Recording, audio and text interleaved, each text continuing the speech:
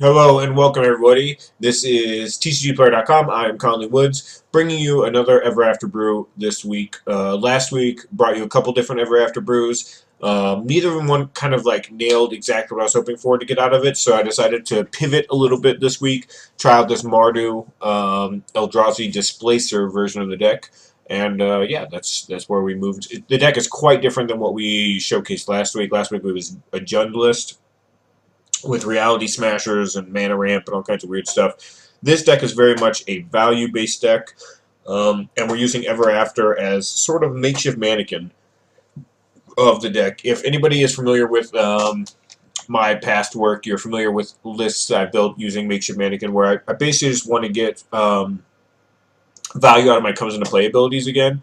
Makeshift mannequin gives you the ability to do so at instant speed and only for 4 mana. Ever After lets you get 2 creatures back, which is, you know, a pretty big upside if you're able to take advantage of that. So my thought process was, if we're going to have a bunch of comes into play effects that we're taking advantage of with Ever After, what else can we do with that? And the answer is Eldrazi Displacer, which blinks all of those guys with comes into play effects, and therefore we kind of have this synergistic shell. In addition to that, Ever After in the late game can bring back an Eldrazi Displacer plus whatever my target wants to be, and then I just can start blinking from there. So whether if I want to get a Pia and Kieran just to make a bunch of tokens, if I want to go off with Goblin Dark Dwellers and rebuy a bunch of stuff, rip apart my opponent's hand, get the indestructible combo going, just kill multiple creatures, or maybe put in multiple guys or gain 10 life. That's pretty difficult to do because obviously this one has diminishing returns. But yeah, you waste any strength or you can kill multiple creatures. Basically, Ever After kind of lets us piece together those combos with one card in the late game. So pretty excited to give it a shot.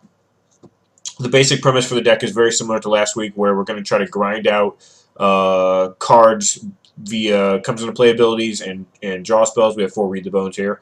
And then kind of in the late game, rebuy it all with Ever After and put away games like that. Quickly go over the mana base because it's quite different. We have 8 creature lands this time around, 4 Shambling Vent and 4 Needle Spire.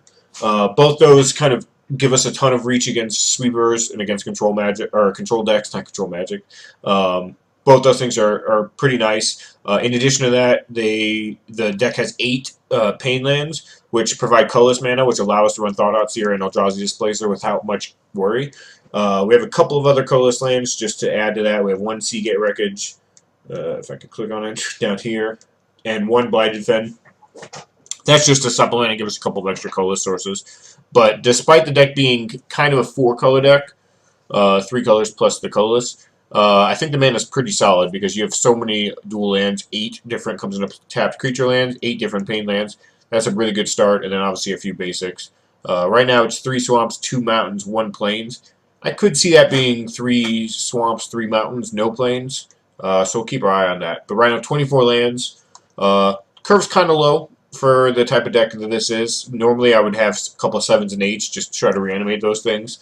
And in some other versions of the deck, that I do have that exact thing. Like, for example, this Angel After deck that I was working on. I'm going to take a look at it real quick. It's not even close to finished, but very similar concept, except I'm running 3 copies of a Myria Shepherd in the deck to rebuy all my creatures with it. So you can Ever After an Myria Shepherd that you discard to something like an Olivia or whatever, and then go off from that point, returning all your creatures when you replay Plains. That was the idea here, but the curve's a lot higher. You can see a lot more 6s, a lot more 5s, and a lot more 7s than in my other deck, because the idea here is to take advantage and reanimate a creature, saving a bunch of mana, whereas in the Ever After deck, the idea is not to necessarily save a bunch of mana, but to get a bunch of comes into play effects again. So, you know, Ever After will save us mana. If we get back 2 4-drops, or a 4-drop and a 5-drop, or even a 3-drop and a 5-drop, we are saving mana, because, you know, that's 8 mana worth of cards, and we're spending 6. But the big goal here is just that we're using Ever After as kind of like a draw 3 or draw 4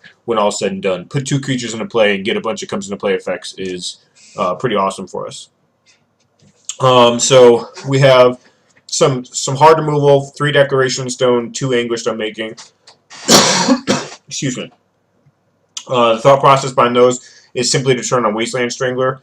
We need some number of things to exile. We also have 4 Thought Not Seers that will exile our opponent's cards. So those 9 cards are access to our 2 Wasteland Stranglers, so we have to keep that in mind. A couple of Colligan's commands for more removal and more cards that synergize with Goblin Dark Dwellers, returning creatures, and doing all kinds of fun stuff. 4 Displacer, which the deck's kind of all built around. 4 Read the Bones, just for card advantage. We want to use Read the Bones and not Painful Truce, because Painful Truce does not work with Goblin Dark Dwellers, but Read the Bones does. And our deck has 3 Goblin Dark Dwellers, so we should probably take advantage of it. Goblin Dark Dwellers targets in our deck, we only have, I think, 13. Let's see, 3, 7, 9, 11. No, only 11 in our main deck. So our main deck's kind of short on Goblin Dark Dwellers targets. We'll probably have 1 or 2 around, but if we're going to be blinking our Goblin Dark Dwellers and stuff, we're going to eventually run out of targets. Our sideboard helps make up for that, though, with a bunch of Duresses and Transgress the Minds and Pick the Brains against control. So I think 3 is correct, although I could easily see this end up being 2 in the final build. So we'll pay attention to that, simply because of the number of targets in our deck. 4-drop slot, a bunch of good stuff here. 2 Kalitas, no synergy with the deck outside of just being a good creature with good sideboard application as well. We have a 3rd one in our sideboard. 2 Pia and Kieran, works really well with Eldrazi Displacer, blinking things, give me 1/1s, sacrificing artifacts, go to the face for a little bit of reach. All that stuff's good. 4 Thought Not Seers, pretty obvious, pretty awesome. 2 Avacyn Archangel, or Archangel Avacyn, if you don't like to speak backwards. I only have 2 of this in here because our deck's not really heavy creature-based, so it's not like we're going to always want to play one of these on turn 5, and it is legendary, of course, and, you know, we do have the combo, we do have the ability to keep blinking it and set up infinite indestructible stuff, so that's awesome. But in terms of just playing this on turn 5 when we get into a crazy combat situation, that's less likely to matter, so I'm only running 2 copies of it. We'll pay attention to this one as we go forward because obviously it's a very powerful card, but I think 2 is probably the correct number. We also have 2 Guiltleaf Winnower, which is more hard removal in addition to the Wasteland Strangler. This one killing different things, of course, but being a solid all-around creature, I really enjoyed it in my my Elven After deck. 3 Goblin Dark Dwellers, talked about him. 1 Lidvala, mostly in here for against aggro. We have a 2nd copy in the sideboard against aggro. I don't expect it to do much against control, but that's why it's only a single copy. The opposite is true of Colligan here. Really good against control, where the haste is very important. Obviously, it can be good against anywhere just because you can always want to Elven After this and something else and just get in for 1 million damage. But in general, it's going to be better against control than against aggro, where against aggro it just doesn't have much of an effect on the board. Sideboard really just shores up a lot of our main deck stuff, so we have a 2nd copy of Linvala, 4th copy of Goblin Dark Dwellers. I don't actually know about this one. This one might be incorrect. I might actually cut this before. No, I'll try it. 4th copy of that, 3rd copy of Cletus, 3rd copy of Ever After, 3 Radiant Flames against aggro, 1 Planar Outburst also against aggro or mid-range. The last copy of Anguished Unmaking here, or no, the 3rd copy, excuse me. We only have 2 main. Just deal with more Planeswalker stuff. 2 Duress, 2 Transgress, 2 Pick the Brain, as just a nice little trio of hand disruption. Likely going to cut 1 or 2 of those by the end of all this, but I'm starting with 6. And that is it. Pretty straightforward all around for the sideboard.